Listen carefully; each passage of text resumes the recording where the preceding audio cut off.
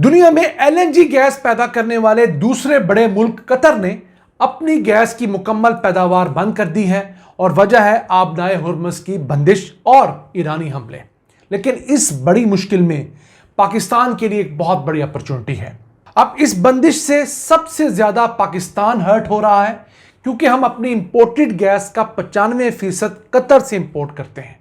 लेकिन इस मुश्किल में हमारे लिए एक अपॉर्चुनिटी भी है कि हम इस मुश्किल वक्त में अगर अपने पास दस्तयाब 105 ट्रिलियन क्यूबिक फीट गैस के ज़खायर की तरफ नज़र दौड़ाएं तो हमें कतर से हर साल 4 अरब डॉलर्स की महंगी एलएनजी नहीं खरीदनी पड़ेगी और हम अपने कदमों पे भी खड़े हो जाएंगे।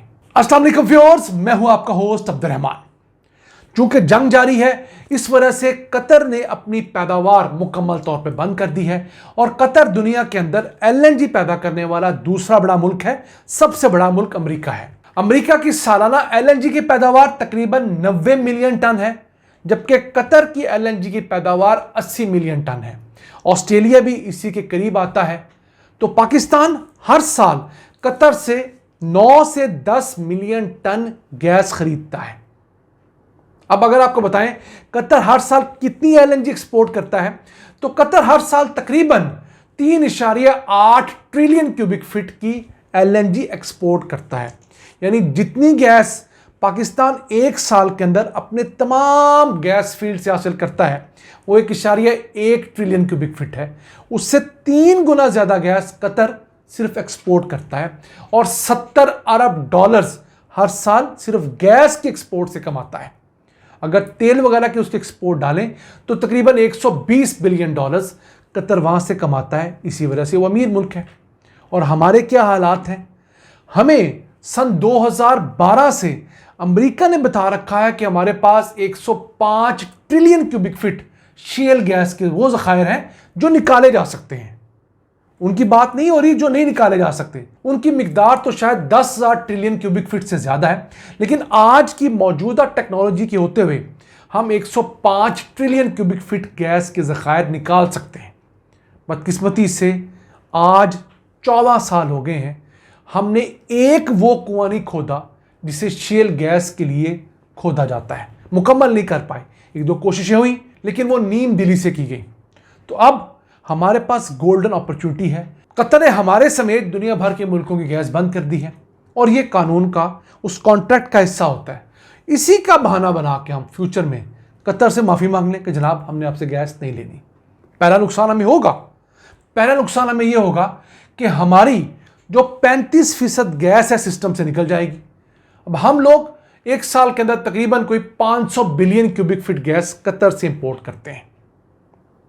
तो हमारे पास समझ लीजिए 3 से 4 महीने की गैस निकल जाएगी। लेकिन इस दौरान हम अपनी लोकल गैस फील्ड जिनसे गैस रोकी हुई है 350 MMCFD रोजाना, वो फौरी तौर पे शुरू कर सकते हैं। जो नई डिस्कवरीज हम आपके साथ गाए बगाए शेयर करते रहते हैं, उन डिस्कवरीज को तेजी से अगले 6-8 महीने के अंदर सिस्टम के साथ शामिल करें तो हम कम से कम 500 MMCFD रोजाना लोकल गैस फील्ड से इस सिस्टम में शामिल कर सकते हैं और अपना ये 4 अरब डॉलर्स ना सही कम से कम 2 अरब डॉलर्स तो बचा सकते हैं। और ये कोई छोटी अचीवमेंट हरगिज नहीं होगी। अब आपके लिए एक और इंटरेस्टिंग फैक्ट है कि एलएनजी गैस बनती कैसी है। ये वही गैस है जो सुई गैस है जो मेरे आपके घर में पाइपलाइन के थ्रू आती है। तो होता क्या है, इस गैस को -162 डिग्री तक ठंडा किया जाता है तो ये गैस से लिक्विड की फॉर्म में शिफ्ट हो जाती है, जिसके जरिए इसका हुजम 600 गुना छोटा हो जाता है। गैस का हुजम ज़्यादा होता है, जब वो लिक्विड में कन्वर्ट होती है तो 600 गुना छोटी हो जाती है। तो उससे इसका वॉल्यूम थोड़ी जगह पर ज़्यादा आ सकता है। तो इसे फिर बड़े बड़े जो ये एलएनजी टैंकर्स होते हैं उनके अंदर लोड करने में आसानी होती है। फिर ये जहाँ से लोड की जाती है वहाँ से लिक्विड फॉर्म में लोड कर दी जाती है। वो टैंकर उसी लिक्विड को लेकर जिस मुल्क तक पहुँचाना होता है वहाँ तक जाता है और उस मुल्क के अंदर एलएनजी का प्लांट लगा होता है जहां से उस दोबारा लिक्विड को गैस में कन्वर्ट करके आम गैस की शक्ल दी जाती है और आम गैस की पाइपलाइन में सिस्टम में ऐड कर दी जाती है। हमारी जो सुई से निकलने वाली गैस है, सिंध की गैस जो है, खैर पख्तूनख्वा की गैस है, पंजाब की जो गैस फील्ड से गैस निकलती है उसमें और कतर के आने वाली गैस में कोई फ़र्क नहीं है। फ़र्क है इसको ट्रांसपोर्टेशन के लिए जो साइज में छोटा किया जाता है, सिर्फ वो एक टेक्नोलॉजी है जिससे कतर पैसे कमा रहा है। और हम हैं कि हम अपने 70 साल के मजीद ज़खायर होने के बावजूद पिछले 10 सालों के अंदर इंपोर्टेड गैस और इंपोर्टेड कोयले की वजह से 50 अरब डॉलर्स का नुकसान कर चुके हैं। इस पर हमने डिटेल वीडियो की थी, बदकिस्मती से लोगों की अक्सरियत ने वो देखी नहीं, पसंद नहीं की, न जाने क्यों। लेकिन पाकिस्तान के 2 मायानास साइंसदानों ने, इंजीनियर्स ने ये तहकीक की थी कि पिछले 10 सालों में हम लोगों ने जो इंपोर्टेड कोयले के पावर प्लांट लगाए, इंपोर्टेड एलएनजी के ऊपर चलने वाले जो पावर प्लांट लगाए, उनके लिए जो हमने इंपोर्टेड कोयला और इंपोर्टेड गैस मंगवाई है वो हमें 50 अरब डॉलर्स की पड़ी है। हम हर साल 4 अरब डॉलर्स की गैस और 1 अरब डॉलर का इंपोर्टेड कोयला मंगवाते रहे हैं। और हालात क्या हैं?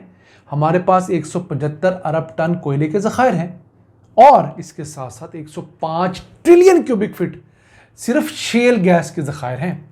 इसके अलावा दीगर गैसेस को भी डालें तो वो हमारे पास 200 ट्रिलियन क्यूबिक फीट से ज़्यादा के ज़खायर हैं, जो कि हमारे अगले 100 साल से भी ज़्यादा की ज़रूरियात के लिए काफ़ी हैं।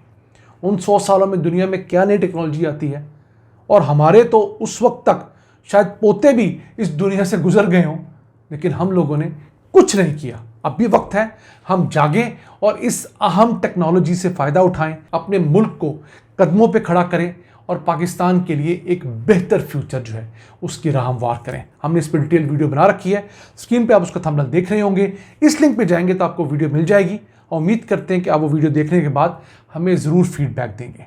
नाज़रीन, ये था आज का एपिसोड। हमें उम्मीद आपको पसंद आया होगा। अपनी सजेशंस, अपनी आरा से हमें आगाह रखा करें। अपने मेज़बान अब्दुल रहमान को इजाज़त दीजिए। अल्लाह ने के बाद।